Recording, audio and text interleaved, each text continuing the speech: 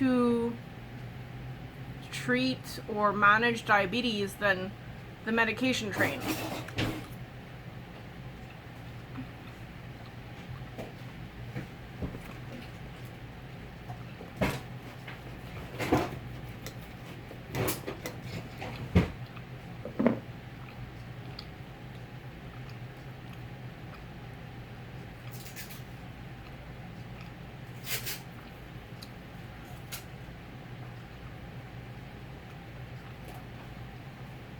So my husband decided to try it out under the supervision of his doctor, of course. And his doctor was actually familiar with that, which was surprising. And he was supportive of it, which we got very lucky with, because a lot of doctors don't know about it. And they think since they don't know about it, it can't be good, you know, so they don't want to endorse anything that's unknown to them, right? So thankfully, Carlos' doctor supported him, and he was able to reduce his medications pretty quickly and eventually go off all his meds at the time. After only a few months, he was on metformin and glyburide. I don't remember what doses of each, but yeah, he was able to go off all his meds within, I think it was 6 months or something, or less probably. And I'm so happy. Like seriously, type 2 diabetes, when you don't change your diet, you just get on this medication train and have to keep taking more and more and more, and that doesn't treat the underlying cause of the disease, it only treats the symptoms.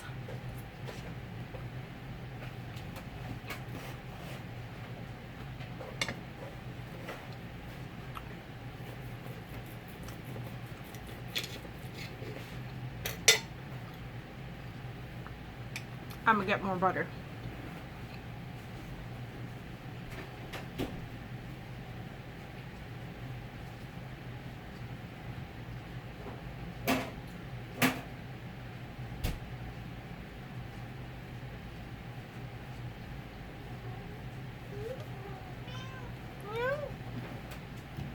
My cats are here with me. Yes, hello. This is the silver wrapping that the chagnon butter comes in inside the box. So yeah, I ran out of melted butter, so I'm just gonna like straight up eat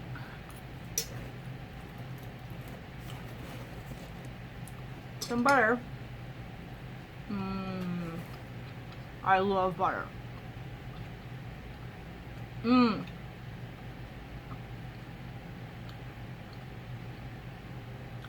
So good.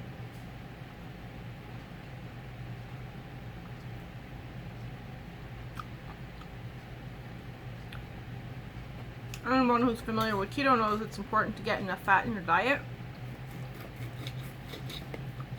And a lot of the steaks that you buy in a store, on my husband's timer, I'll go turn it off.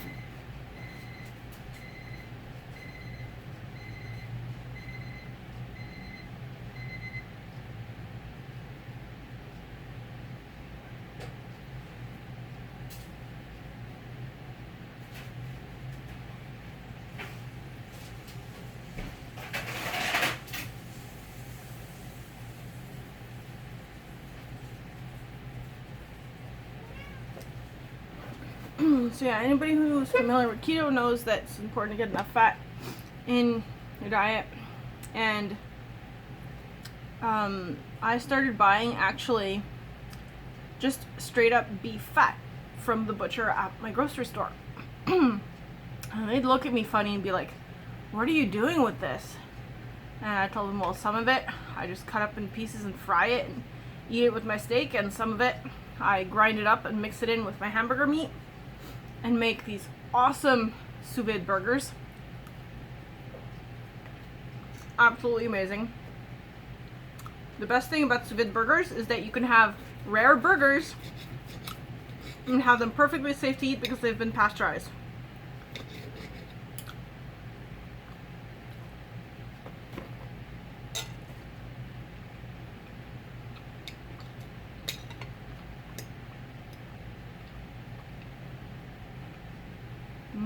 Butter. So good.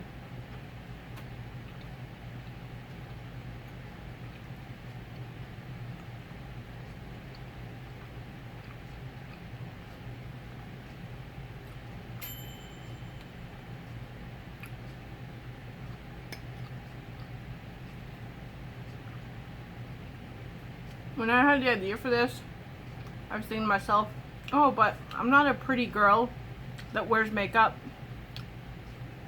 does her nails or her hair. And then the other part of me was like, fuck it, you don't need to be pretty. You can do this. I mean, like, no, I shouldn't say that, because there can be prettiness outside of makeup. But you don't need to wear makeup to do a mukbang. Because all the mukbang videos I've seen so far have been girls wearing makeup. So, here I am, representative of the non-makeup wearing female population.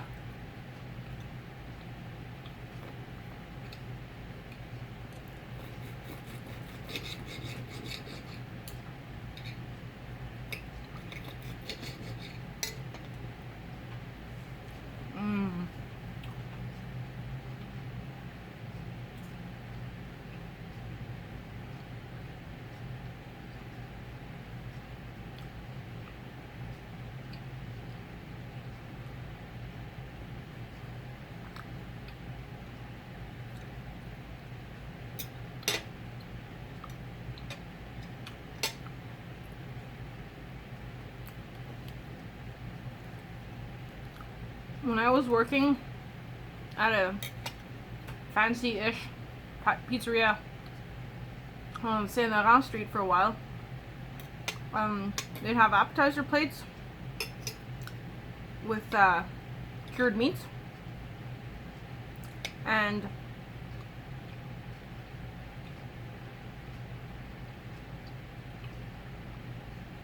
so I would be slicing a lot of prosciutto every day, both for those plates and for the prosciutto pizzas. And one of the most delicious things I discovered was a cube of cold butter wrapped in prosciutto. Oh my goodness, that's amazing.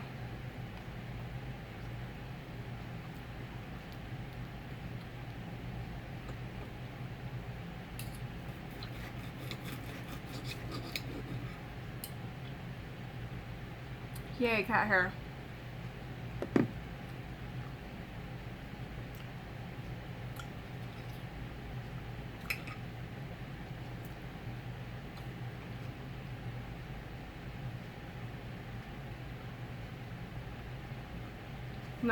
Another thing I'd like to do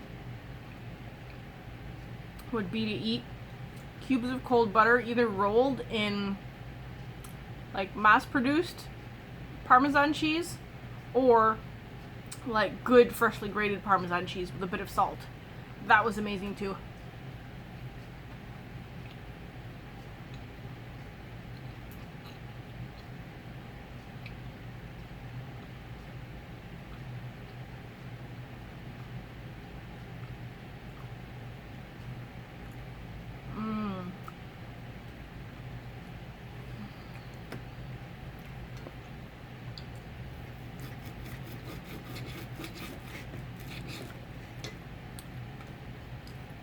I'm wearing one of my favorite t-shirts today.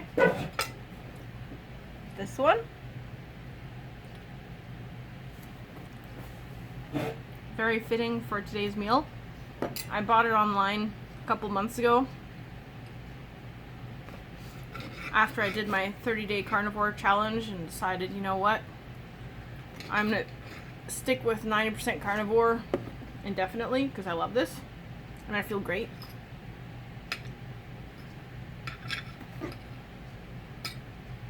I also have another t-shirt that says eat meat, not wheat.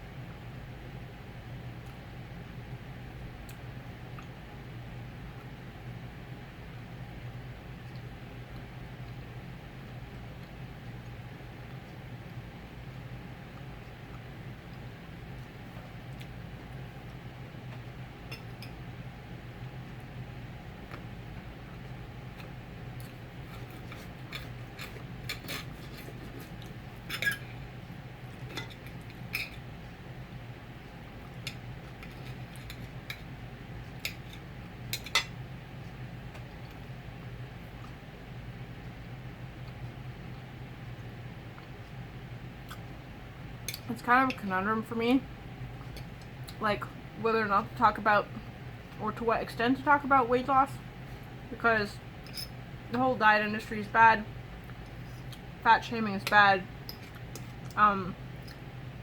You know, there's that saying, whenever you congratulate someone for their weight loss, you may be congratulating them on an eating disorder.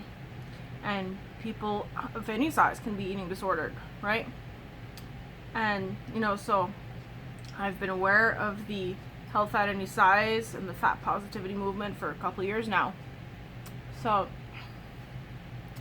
it's like an internal debate for me whether or not to like even bring up that aspect of my husband's dietary changes or not.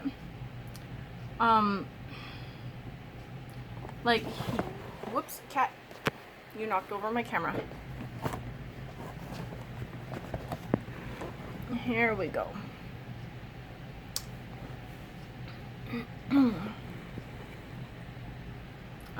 So yeah, he did lose a whole bunch of weight, but for me, that was never important. It was his health. And I've always told him that. And him too, pretty much the same. And he decided against joining me in the Carnivore. It's too much for him at the moment, which is understandable, because it's pretty extreme, right? But I'm just so happy that he's been able to go off all his meds and reverse his diabetes, type 2 diabetes, through diet.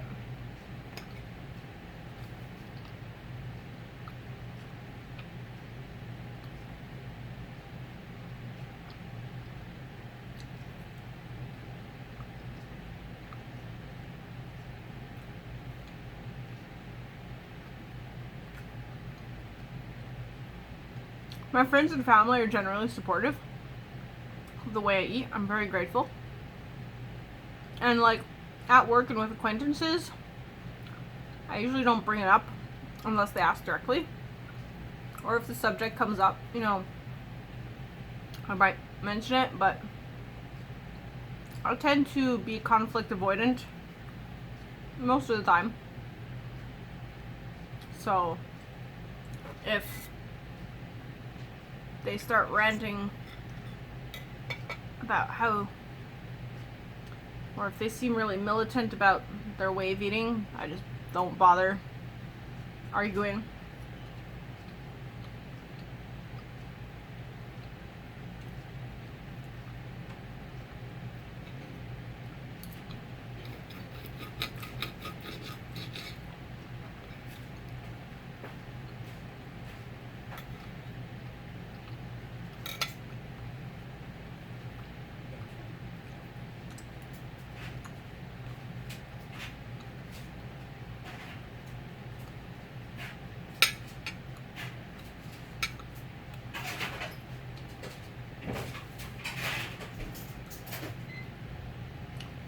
I have to save my hubby's bacon, literally.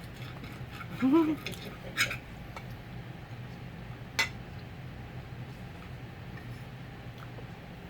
won't have any burned bacon in this house.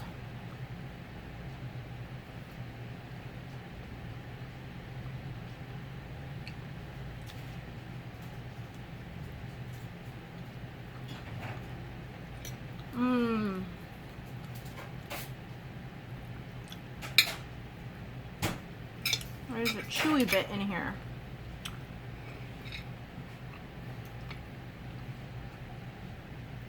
I haven't made myself any burgers in a while. I haven't gotten around to going to the store, buy any beef fat, because I kind of have to call in advance and order it. I can't just walk up to the butcher window and ask for it, because in case they don't have any. And they charge me like $1 a kilo because it's just going in the garbage anyways, which is great.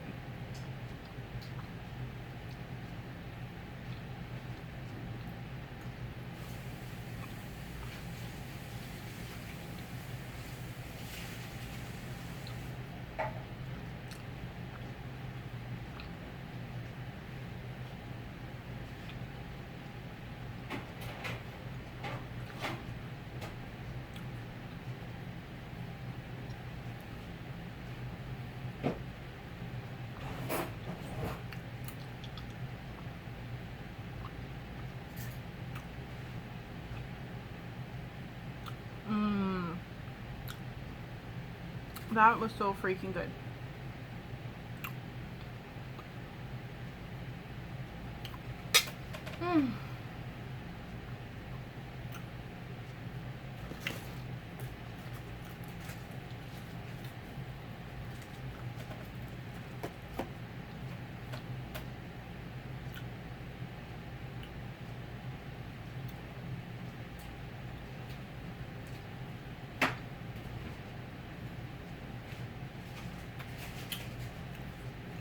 I love beef fat. I love the flavor. It's so good.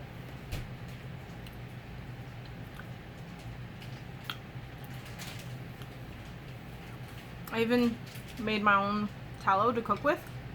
It's pretty easy to do. You just render down a bunch of beef fat or suet.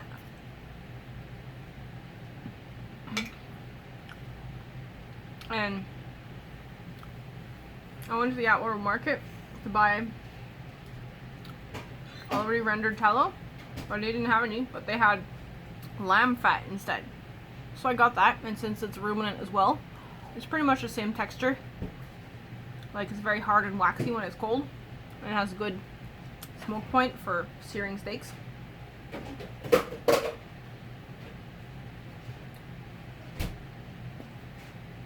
This is an experiment with some cold brew iced tea that I made.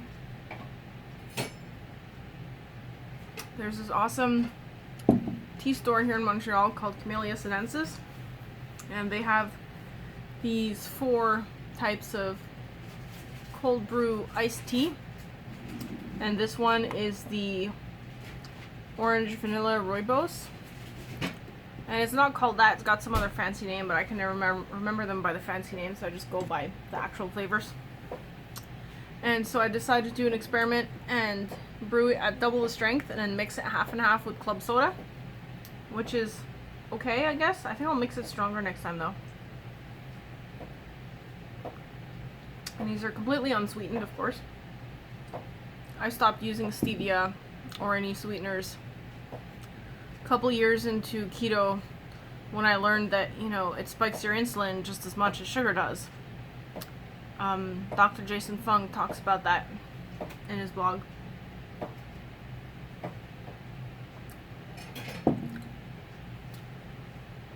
And I have one of my rare exceptions to my entirely carnivorous eating is when there's like seasonal berries.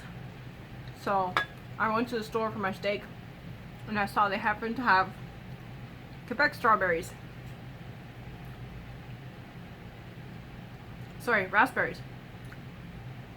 I love raspberries.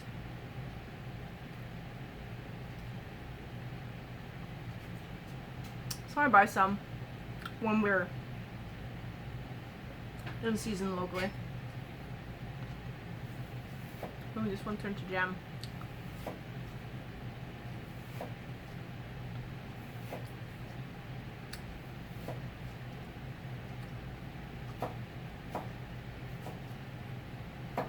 Sometimes I eat them with heavy cream. Sometimes just straight up. Like this.